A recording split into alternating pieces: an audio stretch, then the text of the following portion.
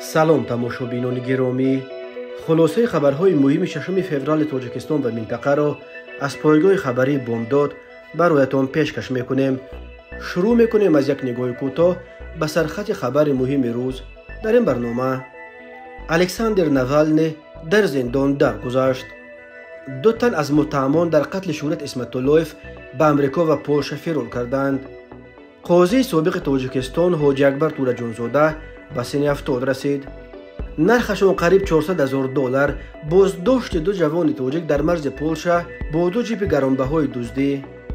داستانی از آلمان آوردن عضو گروه 24 بلال قربانعلیف را تصدیق کرد. و اکنون تفصیلات خبرها. الکساندر ناوالنی رهبر زندانی مخالف حکومت کنونی روسیه و یکی از چهره‌های نمایان اپوزیسیون روسیه که در محبس حوزه مخدر یمال و نینتسک ادای حکم میکرد، در زندان جان خود را از دست داد. در این باره اگنتی تاس با تکیه به بیانیه خدمات فدرالی اجرای جزای جنایی روسیه خبر داد. در بیانیه خدمات فدرالی اجرای جزا آمده است که 16 فوریه سال 2024 در مؤسسه اصلاحی رقم 3 محکوم شده ناوالنی پس از سیر و گشت خود را بدیس کرده اسوش رفت. کارمندان بخش طبی مؤسسه اصلاحی در حال حاضر شده یوری تعجیلی طبی را دعوت کردند. ضمن رسانیدن یوری تعجیلی، طبیبان چاره‌های ضروری را برای احیا انجام دادند، ولی کمک‌های آنها نتیجه مثبت نداد. طبیبان یوری تعجیلی مرگ محبوس را تصدیق کردند. سبب‌های مرگ محکوم شده معین کرده می‌شوند. باید یادآور شد که الکسی ناوالنی مخالف سرسخت پرزیدنت روسیه ولادیمیر پوتین بوده. در ماه ینور سال 2021 هنگام بازگشت پس از زارولوچوی در تومسک که بعداً با فشارهای بین المللی به آلمان انتقال داده شده بود، در فرودگاه در مسکو توسط پلیس دستگیر شد. ماه آگوست سال 2023 ناوالنی را با جرم تشکیل و سرمایه‌گذاری سازمان تروریستی دادگاه در پایتخت روسیه به 19 سال روانه زندان نمود. اما تا به حال ناوالنی حکم دادگاه را دارای انگیزه‌های سیاسی دانسته خود را بیگناه می‌سازید. در کشورهای اروپایی و حامیان حقوق الکسی ناوالنی را محبوس سیاسی می‌دانند و بارها از حکومت روسیه طلب کردند تا او را به قید و شرط و فوراً آزاد کنند. تا 23 دکبر سال 2023 ناوالنی حکم خود را در مؤسسه اصلاحی رقم 6 ولایت ولادیمیر ادا می‌کرد، ولی او در سانحه 26 دکبر سال 2023 خبر داد که او را به زندان نظامش مخصوص در منطقه یمال نینتسک انتقال دادند. پسکوف گفت ولادیمیر پوتین از مرگ ناوالنی خبردار شده است. کمیسیه خدمات فدرالی اجرای جزای روسیه به اوکروگ اتونومی یمال نینتسک فرستاده شد تا تمام علتهای مرگ الکسی را روشن کنند. در رابطه با ربودن و قتل شهرت اسمت‌الله‌یف، معاون اول رئیس اوریون بانک 2 نفر دیگر در پیگرد قرار داشته، یکی از آنها در امریکا بازداشت شده است. حالا مسئله استرداد او به تاجیکستان بررسی می شود. در مجموع برای صادر کردن این جنایت 18 نفر گمانبر می شوند. در این باره یوسف رحمان، دادستان کل تاجیکستان، روز 16 فوریه سال 2024 در نشست مطبوعاتی دادستانی کل خبر داد. یوسف رحمان گفت به استثنای 14 نفری که حالا در کرسی عیبداری نشستند، باز 2 نفر دیگر تا حال در پیگرد بوده. یک کس در بازداشتگاه از بیماری فوتید و 1 نفر دیگر در پی درگیری مسلحانه در مولدووا کشته شد. نفر در مولدووا کشته شده رستم شوروف است. یک مسئول تحقیق پرونده از دادستانی کل اسم نفرانی که در جستجو قرار دارند پیشنهاد کرد. یکی از آنها بایتاروف علیشیر سبزالیویچ 45 ساله می باشد که ساکن شهر دوشنبه است. او حالا در جمهوری پولش قرار داشته. از 6 اکتبر سال 2023 در جستجوی بین المللی قرار دارد. او تا حال بازداشت نشده است. به ضد او بر اساس ماده 133 کودکس جنایتی تاجیکستان پرونده جنایتی باز شده است. از داستانی گفتند بایتاروف علیشیر نفری است که برای آدمربایی ماشین خریده است و نوار ماشین خری او با نقاب در شبکه‌های اجتماعی هم پخش شده بود. نفر دوم مومن فیروز فتویویچ ساکن ناحیه شهرنو که این حال در امریکا دستگیر شده، مسئله استردادش به تاجیکستان مورد بررسی قرار دارد. او از 25 آگوست سال 2023 در جستجو قرار داشت. به ضد مومن و فیروز بومود کشتار و آدمربایی پرونده جنایتی باز شده است. مقامات تاجیکستان قبلا فیروز مومنوف را به آن گناهگار کرده بودند که بعد فرار دلشاد کراسافچیک از تاجیکستان در پایان ماه ایون سال 2023 او را یک هفته در منزلش در منطقه پرم روسیه پنهان کرده، سپس برای از پین به مسکو رفتن کمک و مساعدت کرده است. نفری که بعد بازداشت در بازداشتگاه ففتیده است مصطفی قلوف پرویز، ساکن شهر پنجکین می باشد. به اطلاع منبع روز 25 آگوست اولیهو در بازداشتگاه یک بار بد می شود و او را به مؤسسه طبابتی رقم 3 می برند. بعد 3 روز 28 آگوست او در این مؤسسه در پی بیماری پنومونی وفات می کند.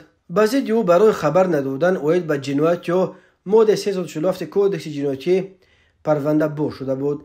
روز 15 فوریه شیر محمد شایان رئیس دادگاه اولی تاجیکستان رسما جزئیات ربودن و قتل شهرت اسمت اللهیف را به روزنامه‌نگاران ارائه کرد و گفت در دایره پرونده شهرت اسمت اللهیف 14 نفر در کرسی عیبدارکنی نشستند.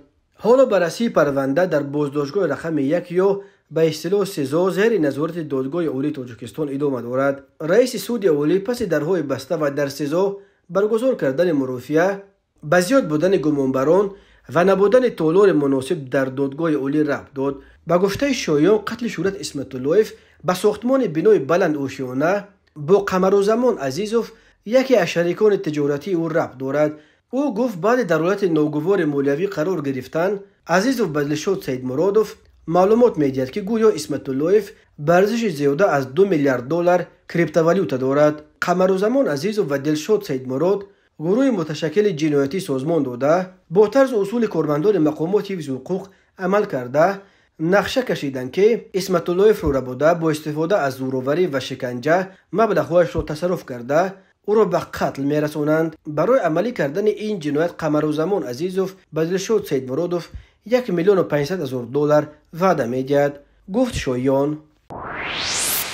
نمایندگان دادستانی کل تاجیکستان روز 16 فوریه سال 2024 در نشست خبری این نهاد که به گفته خبرنگاران همگی 25 دقیقه طول کشید تصدیق کردند که عضو حرکت اپوزیسیونی در تاجیکستان فعلا ممنوع گروه 24 بلال قربانعلیف در بازداشتگاه شهر دوشنبه در حبس پیشکی قرار دارد و به ضدش با اتهام تشکیل فعالیت سازمان افراطی پرونده جنایتی گشادند.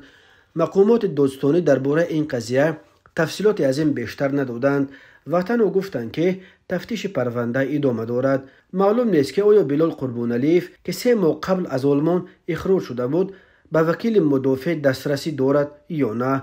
بر اساس ماده 307 علاوه 3 کودکس جنایتی تاجیکستان به بلال قربانعلیف برای تشکیل فعالیت سازمان افراطی که فعالیتش با حکم دادگاه قانونا منع کرده شده است همچون جزا تا 8 سال زندان تهدید میکند. حرکت اپوزیسیونی فعلا فعالیتش در تاجیکستان ممنوع گروه 24 روز 8 دکبر سال 2023 با نشر یک اظهارات تصدیق کرده بود که مقامات آلمان عضو این گروه بلال قربانعلیف متخلص به عثمان را که از ماه اکتبر در آلمان برای ویران کردن قانونهای بود و باش در بازداشت قرار داشت هنوز روز 24 نوامبر به تاجیکستان اخراج کردند.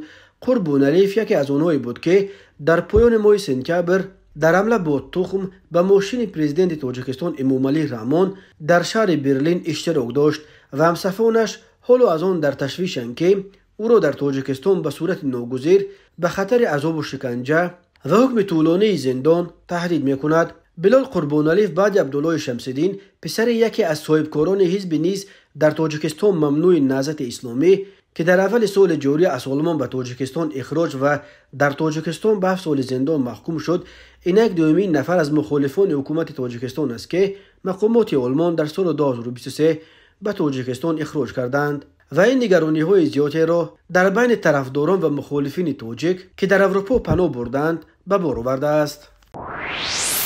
تماشابینان عزیز، یادآور می‌شویم خلاصه مهمترین اخبار تاجیکستان را از پایگاه خبری بامداد تماشا دارید. برنامه را ادامه می‌دهیم. حاج اکبر تورجانزاده قاضی سابق مسلمانان تاجیکستان و معاون سابق سروزیر این کشور، یکی از آنهایی که زیر سازشنامه سال 1997 امضا گذاشته است، روز 16 فوریه سال 2024 به سن 70 رسید. تورجانزاده که یک زمان از پرنفوذترین شخصیت‌های سیاسی تاجیکستان به شمار می‌رفت، حالا طور به نظر می‌رسد از میدان کاملا کنار رفته است و در زادگاه خود دهه وحدت آباد سابق ترک‌آباد در کنار شهر وحدت در یک حالت نیمه انزوا و دولت پیری می‌راند. بار آخر او از خود در عرصه سیاسی کشور سال 2013 با پشتیبانی از نامزدی آینه‌حال بابانظر و به مقام پرزیدنت درک داده بود که این در جشن 70 سالگیش این سیاستمدار زمان پرنفوذ تنها شمار محدود آن هم از میان مخالفین تبریک گفتند. علامت دیگر به اوشه رانده شدن و در چنین یک حالت نیمه انزوا به گوشه فراموشی سپردن سیاستمداری است که به باور پیروانش استفاده نبردن از ظرفیت و توانایی‌های او برد تاجیکستان نبود. حاجی اکبر تورا جانزاده 16 فوریه سال 1954 در دهه ترک‌آباد حالا وحدت آباد نویه اوجک نظام‌آباد در خانواده روحانی شناخته ایشون تورا جان به دنیا آمده است. ایشون تورا جان یکی از پیشوایان رویه قادریه طریقت تصوف در تاجیکستان شمرده میشد و در ازبکستان و قزاقستان و دیگر جمهوری‌های آسیای مرکزی نیز هزاران مرید داشت. حاجی اکبر تورا جانزاده نخستین تحصیلات دینی را پیشه پدرش گرفته بعد ختم مکتب میانه در سال 1972 به مدرسه میر عرب بخارا داخل شد. او سال 1977 این مدرسه را به پایان رسانده شامل دانشگاه اسلامی به نام امام بخاری شهر تاشکند تنها مکتب عالی مذهبی در اتحاد شوروی شد و سال 1980 این دانشگاه را ختم کرد.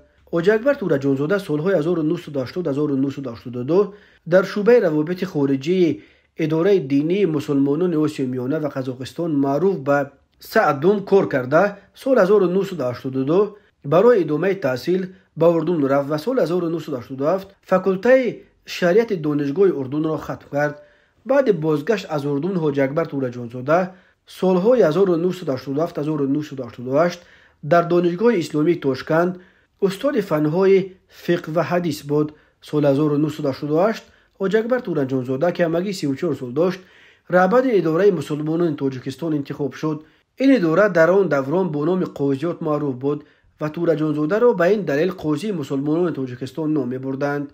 اسم حاجی اکبر تورا جانزاده در ارتباط سالهای 1990 هنگام میان رویش بین تظاهرگران و حکومت در روزهای گرد جمعیت‌های خونین ماه فوریه در دوشنبه رسانه‌ای شد.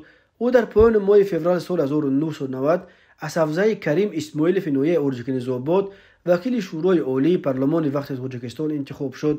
سالهای 1992 در تاریخ حرکت‌های ملی و آزادی‌خواهی و مذهبی در تاجیکستان بود و حاجی اکبر تورا جانزاده در این حادثه همیشه در صف پیش قرار داشت. به شهرت و نفوذ فوق‌العاده در جامعه صاحب شد. تورا جانزاده در گردجمعی‌های تیر ماه سال 1991 و بهار سال 1992 از مخالفین حمایت کرد و از طرفداران حکومت مراسای ملی که ماه سال 1992 در پی پیروزی تظاهرگران میدان شهیدان بر تظاهرگران از میدان آزادی روی کار آمد به شمار می رفت. اما حکومت مراسای ملی در جنگ شهروندی که تابستان سال 1992 آغاز یافت شکست خورد و ماه نوامبر سال 1992 شورای عالی این حکومت را به استفاده فرستاد. امام علی رحمان را به نمایندگی از فرانت خلقی جانب دیگر جنگ شهروندی رهبر اول کشور انتخاب کرد. حاجی اکبر تورا جانزاده بعد این از کشور فرار کرد و مدت در افغانستان و سپس سال 1998 در ایران پناه برد. مقامات تاجیکستان سال 1993 اداره قاضیات را به مفتیات تبدیل داده به جای تورا جانزاده فتح‌الله شریفزاده فرزند روحانی دیگر شناخته دامالا شریفی را مفتی انتخاب کردند. حاجی اکبر تورا جانزاده در سالهای هجرت نیز در میدان سیاسی فعال بود و به حیث معاون رهبر اتحاد نیروهای مخالفین تاجیک ریاست هیئت مخالفین را در اکثر دوره‌های مذاکرات صلح با حکومت بر دوش داشت. 27 ایون سال 1997 در مسکو بین حکومت و مخالفین سازشنامه صلح به امضا رسید که بر اساس آن 30% منصب‌های حکومت به مخالفین باید داده میشد. تورا جانزاده بر اساس این سهمیه 30% معاون سروزیر تاجیکستان در امور روابط با کشورهای اسنگ تعیین شد و سال 1998 به تاجیکستان برگشت. تا پایان سال 2006 در این مقام کار کرد و بعد برکناریش تا سال 2010 عضو مجلس ملی پلات بالای پارلمان تاجیکستان بود. بعد ترک مقام‌های دولتی در سال 2010 تورا جانزاده اساساً در زادگاهش دهه وحدت آباد به سر می برد، ولی طوری به نظر می رسد فراموش نشده است. سال 2012 مسجد محمدیه تورا جانزاده ها در وحدت آباد ساخته بودند. به اون ایشان نوردین جان برادر حاجی اکبر تورا جانزاده امامتی میکرد. با بهانه برگزاری مراسم عاشورا با حکم دادگاه این مسجد بسته شد. برادران تورا جانزاده ها بعد تنگ شدنشان از منبر مسجدهای رسمی برای حفظ تماس با پیروان خود در اینترنت سامانه تورا جان را باز کرده بودند، ولی دسترسی به این سامانه را نیز چند سال باز مسدود کردند. خدمات مرزبانی لهستان یا پولشا روز 15 فوریه سال 2024 خبر داد که در مرز این کشور عضو اتحاد اروپا با بلاروس در یک هفته آخر دو شهروند 23 و 33 ساله تاجیکستان با دو ماشین گرانبهای تمغه لند روور و BMW XM که ارزش عمومیشان بیش از 1.5 میلیون زلوتی یا حدود 384,000 دلار را تشکیل میدهند به دست افتادند. معلوم شد که هر دو جیپ را از آلمان دزدیدند. بنا به گزارش اخیر مرزبانی لهستان در روزهای استراحت گذشته 11 فوریه مرزبانان واحد سرحدی بوگ یک ماشین جیپ گرانبهای دزدی را آشکار کردند که نرخش 700,000 زلوتی یا تقریباً 172,000 دلار برآورد شده است. مرزبانان لهستان در گذرگاه اتومبیلی تیراسپول شهروند 23 ساله تاجیکستان را که با ماشین تمغه لند روور ساخت سال 2024 قصد عبور مرز لهستان با بلاروس داشت منع کردند. رفتار عصبانی راننده ماشین گرانبها توجه مرزبانها را جلب کرد. معلوم شد که این ماشین تقریبا نو از جانب مقامات آلمان همچون ماشین گم شده در جستجو قرار داشته است. در رابطه با این حادثه مواد اولیه ترتیب داده شده، راننده و ماشین را به کارمندان پلیس تیراسپول سپردند. گفته می شود در خبر این لند روور الکی دومین ماشین گرانبها است که روزهای آخر در مرز پولشا با بلاروس به دست می افتد. هفته گذشته مرزبانان همین واحد سرحدی بوگ یک ماشین جیپ تمغه BMW XM ارزشش 850,000 زلوتی یا تقریباً 212,000 دلار را مصادره کردند. پایگاه خبری افتا بیزنس با تکیه به مرزبانی پولشا خبر داد که این جیپ BMW XM نیز از آلمان دزدیده شده. راننده‌اش 33 ساله او هم شهروند تاجیکستان بوده است. مرزبانان پولشا گفتند که این دو ماشین از شهروندان تاجیکستان گرفته شده گرانبهاترین ماشین‌هایی اند که این سال در مرز این کشور با بلاروس به دست افتادند. سال 2023 مرزبانان واحدی سرحدی بوگ 192 ماشین دزدی با ارزش عمومی 19 میلیون زلوتی یا نزدیک 5 میلیون دلار مصادره کرده بودند. شهروندان دستگیر شده تاجیکستان برای شرح مستقیم قضیه دسترس نیستند. معلوم نیست که این شهروندان تاجیکستان دیده و دانسته جیپ های در آلمان دزدیده شده را با خود می بردند و یا خود قربان فریب ماشین دزدان شدند. قبلا خدمات مرزبانی لیتوا خبر داد که در روز عید سال نو یعنی 31 دکامبر سال 2023 یک شهروند 40 ساله تاجیکستان در مرز لیتوا با بلاروس با ماشین جیپ رنگش سفید تمغه گرانبهای مرسدس بنز که تازه یک هفته قبل از سوی پلیس آلمان همچون ماشین دزدیده شده در روی خط سیاه اضافه گردیده بود به دست افتاده است. در رابطه با این حادثه با اتهام خرید و فروش مال‌های برای جنایی به دست آمده تفتیشات آغاز شده است. قانون‌های لیتوا برای چنین اعمال همچون جزا جریمه یا تا 6 سال حکم زندان را پیش بینی می‌کنند. در سال‌های آخر مطبوعات غرب بیشتر رسانه‌های آلمان درباره از اروپا به تاجیکستان انتقال یافتن 10 ماشین دزدی گزارشان نشر می‌کنند، ولی چند وقت باز یگان خبر نوی درباره به تاجیکستان بردن ماشین‌های دزدی به دست نرسیده بود. ریاست کارهای داخلی شهر دوشنبه روز 15 فوریه سال 2024 از بازداشت راننده تویوتا برای رعایت نکردن قاعده‌های سانیتاری، یعنی برای استریزه ماشینش به بیرون هوا دادن پوست و پچاق افلیسون و بادام و دیگر کاغذپاره‌ها خبر داد. میلیسیا میگوید رعایت قاعده‌های سانیتاری و گیگینی و تازه و آزاده نگاه داشتن محیط اطراف وظیفه و قرض انسانی هر یک شهروند به شمار می‌رود. بیشتر به محیط اطراف پرتافتن هر گونه پرتوهای گوناگون معیشی و کاسته گردانیدن حسن و زیبایی خیابان و گلگشت و راه‌های ماشینگرد این نشان دهنده کاستگی آداب و اخلاق و مدنیت چنین افراد میباشد. متاسفانه هستند برخی افرادی که نسبت همه آبادی و زیبایی ها خنک نظرانه رفتار نموده با عمل و کردارهای خود باعث کاسته گشتن زیبایی اطراف می‌گردند. افزوده است میلیسیای دوشنبه از جمله در اساس مراجعت الکترونی و مطلب در شبکه اجتماعی فیسبوک نشر گردیده از جانب کارمندان میلیسیای پایتخت راننده افت طبقه تویوتا رقم قید دولتیش 5560TS 01 سید مهراج‌الدین حاتم‌شاه بازداشت کرده شد. او به آن متهم می شود که در جریان اداره واسطه نقلیات باقی مانده های افلیسون و کاغذپاره و پچاق و پسته و بادام را در راه موشنگرد پرتافته است. خود سید مهراج حاتم‌شاه برای شرح قضیه دسترس نیست، ولی میلیسیای دوشنبه گفت ضمن پرسش نام برده به کردار صادر نموده خود اقرار گشته اظهار پشیمانی کرد. وابسته به حالت مذکور نسبت به سید مهراج‌الدین حاتم‌شاه طبق طلبات ماده 112 کودکس حقوق ویرانکنی ماموری برای رعایت نکردن قاعده‌های معیارهای سانیتاری و گیگینی پروتکل ماموری ترتیب داده شد. بر اساس این بند قانون برای رعایت نکردن قاعده‌های معیارهای سانیتاری و گیگینی و سانیتاری و اپیدمیولوژی اینچنین اجرا نکردن چاره‌بینی‌های سانیتاری و گیگینی به شخصان واقع به اندازه تا 5 نشان دهنده به صاحبکاران انفرادی که در اساس پتنت فعالیت می‌نمایند از 5 تا 10 به شخصان منصبدار از 15 تا 20 به صاحبکاران انفرادی از 20 تا 25 و به شخصان حقوقی از 50 تا 100 نشان دهنده برای حساب‌ها جریمه تعیین کرده می شود. یک نشان دهنده حالا برابر 72 سامانی است. ریاست کارهای داخلی ولایت ختلان روز 15 فوریه سال 2024 از بازداشت دو جوان در نویه یووان با اتهام غارتگری خبر داد. بنا به گزارش نشر شده کارمندان شعبه میلیسیای جماعت حیات نو نویه یووان در اساس عریضه دو ساکن این نویه عاید به طریق زورآوری تصرف نمودن تلفن‌های موبیلیشان دو ساکن جوان نویه یووان را با گمان جنایت غارتگری دستگیر کردند.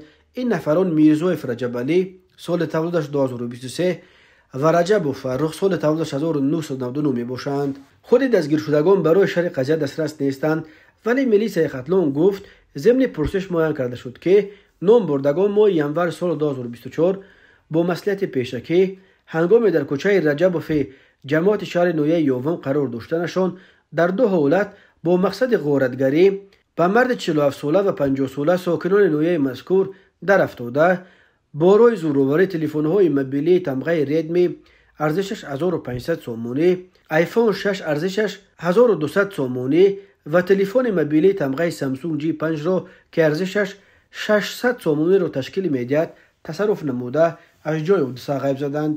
میلیسیا گفت رجب علی میرزای و فاروق رجبوف با این کردار جنایتکارانه‌شان به جبر دیدگان ضرر جدی رسانیدند. این حال دستگیر شدگان در حبس پیشکی قرار داشته نسبتشان طبق مقررات ماده 248 قسم 2 کودکس جنایتی جمهوری تاجیکستان پرونده جنایتی آغاز کرده شده تفتیشات ادامه دارد. بر رجب علی میرزای و فاروق رجبوف بر اساس این بند قانون برای غارتگری از 5 تا 10 سال زندان تهدید میکند. تماشابینان عزیز و گرامی، این بود مرور به خلاصه چند خبر مهم امروز تاجیکستان. خبر و گزارش‌های بیشتر از تاجیکستان و درباره تاجیکستان و اطراف آن را در سامانه پایگاه خبری بامداد در این نشانه پیگیری نمایید: www.bomdad.com. خوش باشید.